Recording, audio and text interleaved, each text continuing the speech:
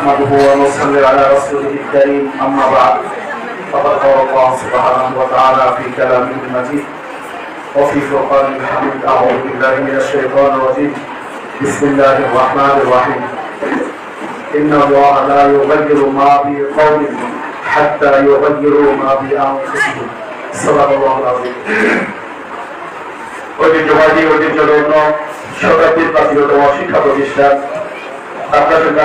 মাদ্রাসা শিক্ষক কর্মচারী কর্তৃক আয়োজিত আজকের এই সংবর্ধনা অনুষ্ঠানে সম্মানিত সভাপতি ফজিলাতুল উস্তাদ মোহাম্মদ আব্দুল্লাহ বিন সুরুল হাফিজাহুল্লাহ, অন্যান্য মাদ্রাসার কর্মচারীবৃন্দ, আমার সন্তানতুল্য শিক্ষার্থীবৃন্দ, আল্লাহ সুবহানাহু ওয়া তাআলা লাখ কোটি শুকর ও সুজদা আদায় করছি যে মহান রব্বুল আলামিন একটি সফল আন্দোলনকে শেষ করে আমার প্রাণপ্রিয় ক্যাম্পাসে আমার সন্তানতুল্য শিক্ষার্থীদের মাঝে আমার প্রিয় সহকর্মী এবং সহযোদ্ধাদের মাঝে আমি সহিহ সালামতে ফিরে আসতে পেরেছি। এজন্য আল্লাহ তাআলা শুকরিয়া আদায় করছি, আলহামদুলিল্লাহ।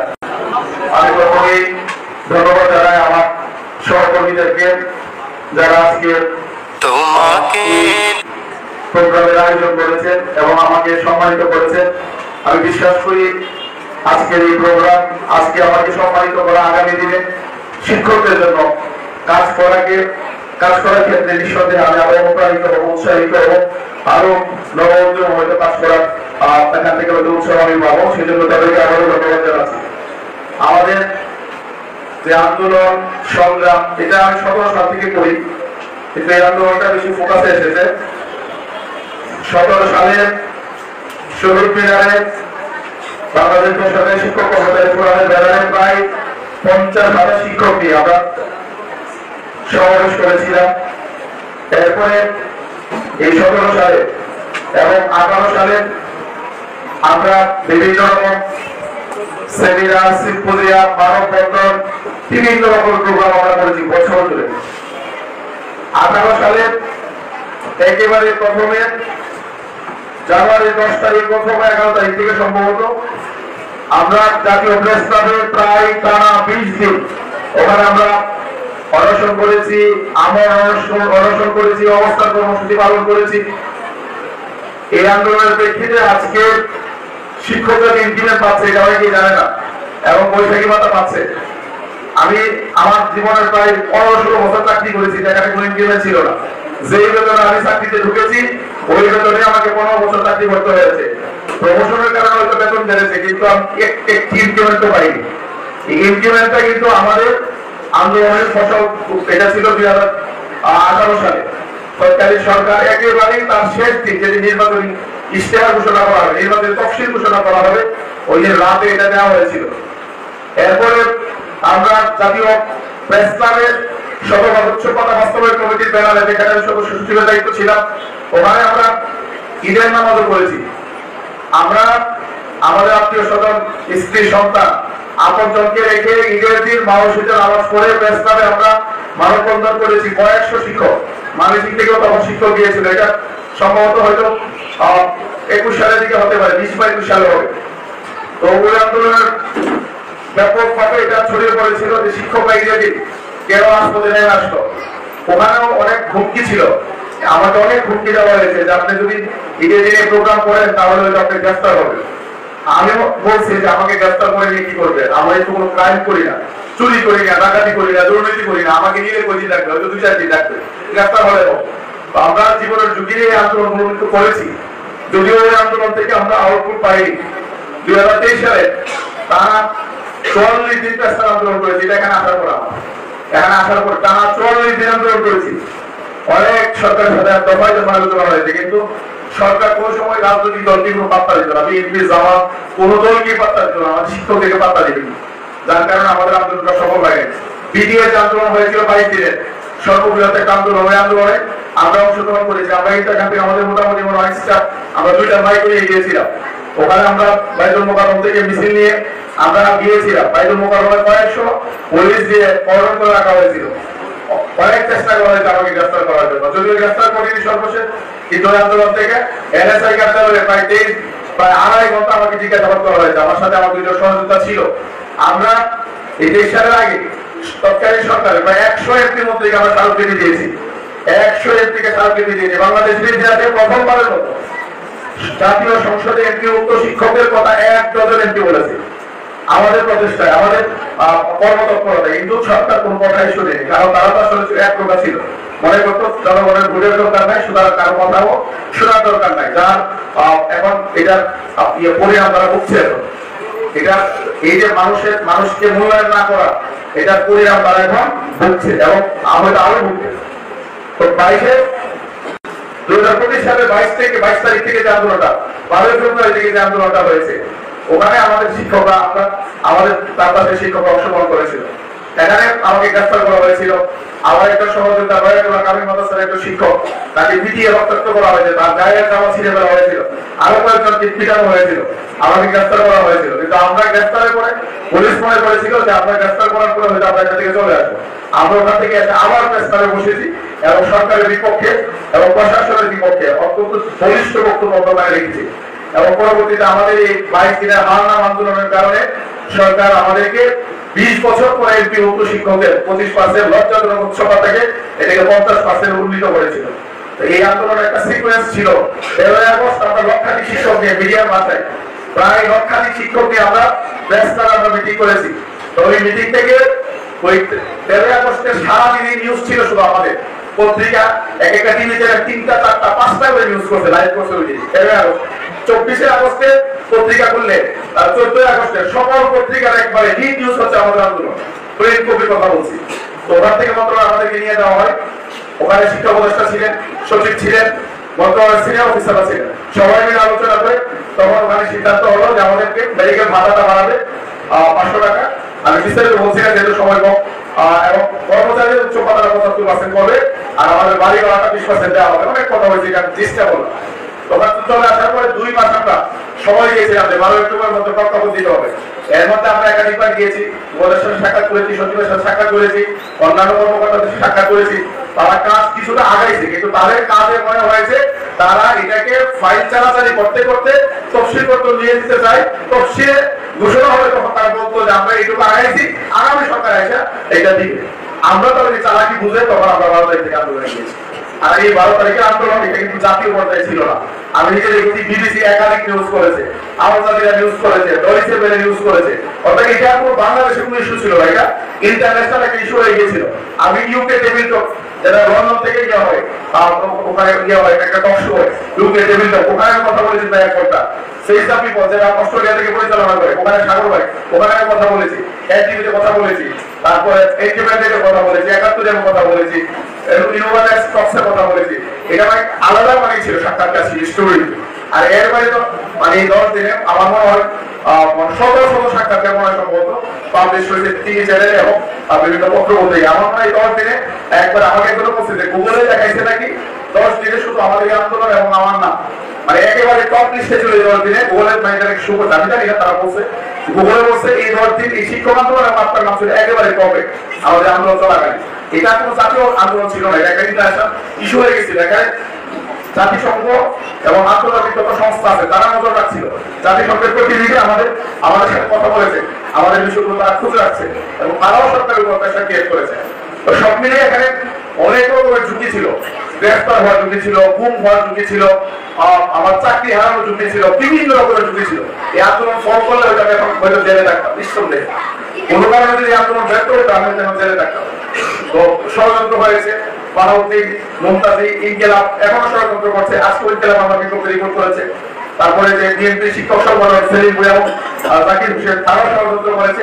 কিন্তু আমরা এগুলো অনেক কৌশলে আমরা এগুলোকে মোকাবেলা করেছি, যার কারণে সকল ষড়যন্ত্র আল্লাহ তাআলা ব্যর্থ করে দিয়েছেন।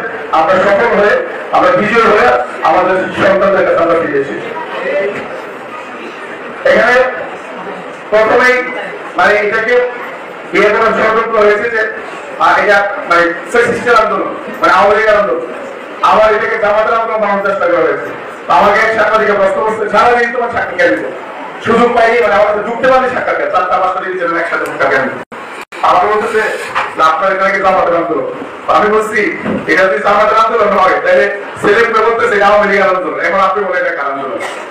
একজনের বলতেছে জামাতের, আরেকজনের বলতেছে আওয়ামী লীগের। তার মানে এটা কারো আন্দোলন না, এটা হচ্ছে শিক্ষকের অধিকারের ন্যায্য অধিকার আদায়ের আন্দোলন। এটা কোন পেশাগত আন্দোলন, কোন নন পলিটিক্যাল আন্দোলন, কোন রকম এটার মধ্যে রাজনৈতিক সংশ্লিষ্ট হয়। তো এটা পরে অবশ্যই গোয়েন্দারা এটা স্বীকার করেছেন এবং তারা বলেছেন আন্দোলনের পরে যে আমরা আপনার পিছনে সারাক্ষণ আমাদের লোক লাগানো ছিল, আপনি ওয়াশরুমে গেছেন, শুয়ে আছেন, এখানে যে ব্যাচ করে আপনাদের জাতীয় বলছে আপনার সাথে শুয়ে আছেন, আপনি কোথায় গেছেন, খাইতে গেছেন, কোথায় নামাজ পড়তে গেছেন, প্রতি মুহূর্তে আপনার সাথে গোয়েন্দা ছিল। তো আমরা এটাকে পরে একটা কনক্লুশনে গিয়েছি যে এই আন্দোলনটা আসলে নন পলিটিক্যাল, শুধুমাত্র পেশাগত দাবি আদায়, যার কারণে সরকার এটার প্রতি গুরুত্ব দিয়েছে। যদি কোন রকমের প্রভাব হতো তাহলে হাতি কুটি ঘুরা বের হতো একেবারে। যাই হোক, আলহামদুলিল্লাহ আমাদের কোন উদ্দেশ্য ছিল না। আপনার একটা এখানে খুব ইন্টারেস্টিং কাজ হয়েছে, সেটি হচ্ছে সব রাজনৈতিক দলকে কিন্তু আমরা এই আন্দোলনে টেনে এনেছি। তোমরা দেখেছ আমাদের এই আন্দোলনে বাংলাদেশের সবচেয়ে বড় দল বিএনপি, এখানে তারা এখানে এসেছেন। আমরা আপনি যখন আমাদের সাথে 2 দফা মিটিং করেছি, পদ্মবাবু সবার সাথে মিটিং করেছি, শহীদ যুদ্ধ এরিবাই নিজে এসেছেন, এসে বক্তব্য রেখেছেন। তারপরে জামাত ইসলামী নাইগ্রামে সিনিয়র নাইগ্রামে শিক্ষা সেলের প্রধান সাবেক এমপি অধ্যাপক মজিবুর রহমান স্যার উনি এসেছেন এবং তাদের জামাতের 5টা সংগঠনের একটা জোট আছে, বাংলাদেশ আদর্শ শিক্ষক ফেডারেশন তিনি সভাপতি ফজলুল করিম স্যার, এরিয়া ফজলুল করিম, উনি ঢাকা বিশ্ববিদ্যালয়ের সাবেক সিনিয়র সদস্য। উনি ওনারা গিয়েছেন আমাদের সাথে, আবার আমাদের অফিসে আমাদেরকে আমন্ত্রণ জানিয়েছেন, ওখানে মিটিং করেছেন। তারপরে আমরা এনসিপি তো একেবারে প্রথম থেকে আমাদের সাথে ছিল, এনসিপি সিনিয়র নেতা মোটামুটি নাইক স্যার যারা ছিল সবাই গিয়েছে। 8টা বাজে থেকে ধরে আস্তানাতুল্লাহ 3টা সময় চলে যেত, 5টা সময় চলে যেত। আসনা, তারপরে ফাইজার মোহাম্মদ শান্ত ভাই, তাসলিম যারা, তারপরে জিনা আপু, সবার নাম বলতে মনে নাই। 8টা বাজে থেকে ধরে মোটামুটি এনসিপি সিনিয়র নেতৃবৃন্দ সবাই তারা নিয়মিত যোগাযোগ রক্ষা করত। ইভেন তারা আন্দোলন কিভাবে আমরা এটাকে ডিজাইন করবো এই ক্ষেত্রেও তারা বিভিন্ন পরামর্শ দিয়েছে। তারপরে ইসলামী আন্দোলন বাংলাদেশের যে শিক্ষক সংগঠন তারা এখানে এসেছে। তারপরে তাদের যুগ্ম সচিব আতাউর গাজী আতাউর রহমান উনি এসেছেন। তারপরে উসমান হাদি ইনকিলাব মঞ্চের উসমান হাদি এসেছেন। উসমান হাদি 300 বোতল পানি এবং 300 প্যাকেট কেক দিয়েছে। তারপরে মাহমুদুর রহমান বাংলাদেশের নাগরিকত্ব জুলাই সাকি ভাই, মানে মোটামুটি রাজনৈতিক সবাই চলে এসেছে। সবচেয়ে ইন্টারেস্টিং যে বিষয়টা ছিল যে ঢাকা বিশ্ববিদ্যালয়ের শিক্ষার্থীরা সরাসরি এখানে একাত্মতা ঘোষণা করেছে এবং তারা বলছে যে যদি এই আন্দোলন সরকার মেনে আনে ঢাকা বিশ্ববিদ্যালয়ের শিক্ষার্থীদেরকে তারা মাঠে নামে। আর ঢাকা বিশ্ববিদ্যালয়ের শিক্ষার্থীদের কিন্তু সবাই ভয় পায়, কারণ এই 5 আগস্টের যে বিপ্লব এটার মহানায়ক হচ্ছে কি ঢাকা বিশ্ববিদ্যালয়ের শিক্ষার্থীরা। এই জন্য তারা যখন আসছে আন্দোলন কিন্তু আরো চাঙ্গা হয়েছে। তোমরা দেখো যে সাদিক কাইম বাংলাদেশের তরুণদের এখন আইকন, সাদিক কাইমকে মনে করা হয় ঢাকা বিশ্ববিদ্যালয়ের 40,000 মেধাবী শিক্ষকদের শিক্ষার্থীদের নির্বাচিত ভিত্তি। সে এখানে তার নির্বাচিত ডাকসু নেতৃবৃন্দকে নিয়ে এসেছে, কথা বলবে না, ডাকসু নেতৃবৃন্দকে নিয়ে এসেছে এবং ডাকসু জাহাঙ্গীরনগর বিশ্ববিদ্যালয় ছাত্র সংসদের যে আব্দুর রশিদ জিতু এবং তার এরিয়া সহ তারা এসেছে। প্রাথমিক বিদ্যালয়ের সংগঠন 8টি সংগঠন সরকারি প্রাথমিক বিদ্যালয় তাদের এখানে আসার কথা, তারা এসেছে। শুধু আসে নাই, তারা বলছে সরকার যদি ন্যায্য দাবি না মানে আমরা বাংলাদেশের সকল প্রাথমিক বিদ্যালয় বন্ধ করে দিই। এত মানে চমৎকার একটা ঐক্য মানে শিক্ষকদের মতো হয়েছিল। মানে শিক্ষক মানে শিক্ষক, সে কোথাকার এটা এখানে দেখেন। বিশ্ববিদ্যালয় নেটওয়ার্ক ফোরাম তারা এখানে এসেছে, এসে সম্মতি প্রকাশ করেছে।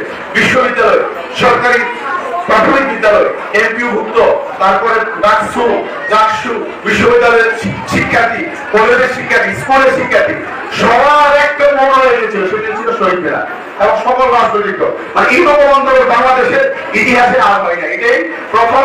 এত মানে ঐক্য শিক্ষকদের মধ্যে হয়েছে, যার কারণে আমরা কিন্তু অনেক সাহস পেয়েছি এবং আমরা সরাসরি আমরা কিন্তু সরকারকে চ্যালেঞ্জ করেছি, উপদেষ্টাকে চ্যালেঞ্জ করেছি।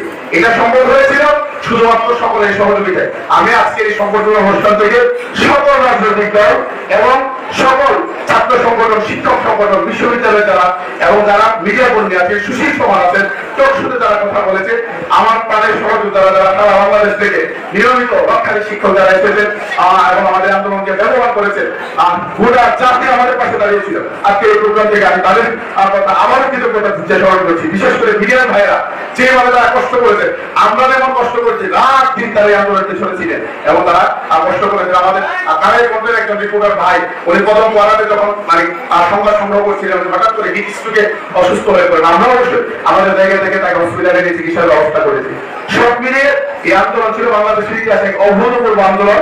এই আন্দোলন বাংলাদেশের এমপিভুক্ত শিক্ষকরা এখন নতুন ভাবে তারা নিজেদেরকে শক্ত হয়েছে। বিভিন্ন ভাবে হুমকি এসেছে, বিভিন্ন জায়গা থেকে হুমকি এসেছে। মাদারীপুর জেলা শিক্ষক অফিসার সে শিক্ষকরা যাতে না আসতে পারে হাজিরা সংরক্ষণ করার জন্য সে একটা নোটিশ সার্ভ করেছে।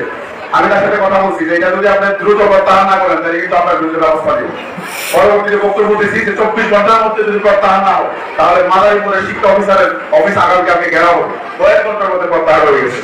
ডিসিএসপি যারা ছিল সবাইকে আমরা একরকম হুমকি দিয়েছি, কারণ তারা যদি স্থানীয়ভাবে প্রেশার দিয়ে করা শুরু করে তাহলে আমাদের পক্ষে আন্দোলন কন্টিনিউ করা সম্ভব হবে না। এই জন্য আমরা একটা ভীতি তৈরি করার জন্য আমরা ওখানে তাদেরকেও আমরা বিভিন্ন রকম হুমকি দিয়েছি, শিক্ষক উপদেষ্টাকে দিয়েছি। এটা আমাদের একটা আন্দোলন কৌশল ছিল এবং এটা আমাদের মনে কাজ দিয়েছে। আমি আজকে আমার শিক্ষার্থীদের কাছে একটা প্রত্যাশা আছে, সেটি হচ্ছে আমি আমার নিজের জন্য কাজ করা। আমি শুধু আমার নিজের জন্য আমি কাজ করতে পারবো, কিন্তু আমি আমার নিজের জন্য শুধু কাজ করলে কেউ আমাকে স্মরণ করবে না।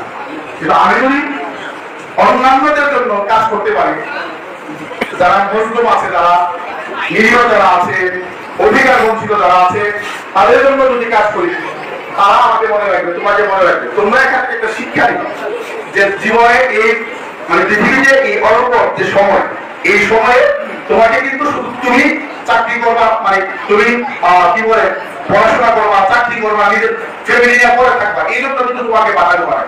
কোরআন আল্লাহ তাআলা বলেছে কুনতুম খায়রা উম্মাতিন উখরিজাত লিন-নাস, তোমরা শ্রেষ্ঠ উম্মত, মানুষের কল্যাণের জন্য তোমাদেরকে পাঠানো হয়েছে। মানুষের জন্য কল্যাণ করতে হবে, যার যেটুকু সামর্থ্য আছে নিজের সামর্থ্য অনুযায়ী চেষ্টা করতে হবে কল্যাণের জন্য। তুমি নিজের শুধু খেয়ে পরে বাঁচার মধ্যে কোনো মানুষের কল্যাণ নেই, বরং নিজের সামর্থ্য অনুযায়ী যেখানে যার বিপুল টাকা করার সুযোগ আছে করতে হবে। এখন থেকে তোমাদেরকে সেইভাবে গড়ে উঠতে হবে যে আমি নিজেও খেয়ে পরে বাঁচবো, আল্লাহ তাআলা আমাদের জন্য সামর্থ্য দেন, মানুষের পাশে আমি দাঁড়াবো। তুমি মনে করো একটা চাকরি করো, তোমার বাড়ির পাশে একটা অসহায় শিক্ষার্থী পড়াশোনা করতে পারে না, তুমি তাকে 10,000 টাকা দিতে পারবো না, 200 টাকা দিয়ে তাহলে অন্তত দুইটা একটা বই কিনে দাও, অথবা দুইটা খাতা কিনে দাও, দুইটা কলম কিনে দাও, এইভাবে তুমি দাঁড়াইতে পারো। তোমার মনে করো ঈদের সময় তুমি তোমার সন্তানকে 5টা জামা কিনে যাও, না দিয়ে তুমি 2টা জামা কিনে দাও, তোমার বাচ্চাকে 3টা আর 2টা। তোমার আশেপাশে অসহায় যদি কোনো কেউ থাকে যে জামা কিনতে হয়, একটা জামা কিনতে পারে না, তার জন্য একটা জামা কিনে দাও। অথবা ঈদের মধ্যে অনেক তোমার সেমাই, তারপরে ওই যে নুডলস টুডলস অনেক কিছু কিনে রান্না করো। আরেকজন আছে কি দেখো ওই ঈদের দিন যে ভাত খাবে এই ব্যবস্থা নয়, তার জন্য অন্তত এক প্যাকেট সেমাই ব্যবস্থা করে করে দাও। তো আমরা আমাদের জীবনটা যদি মানুষের জন্য কাজ করতে পারি তাহলে এটাই সবচেয়ে বড় সার্থকতা। এটা আমি মনে করি জীবনের সার্থকতা। এবং তোমরা এই শিক্ষাটা যদি গ্রহণ করো, আমি বলার জন্য না, তোমাদেরকে উৎসাহিত করার জন্য থেকে বলছি। আমি তো বাড়িতে যেতে পারি না, খুব কম।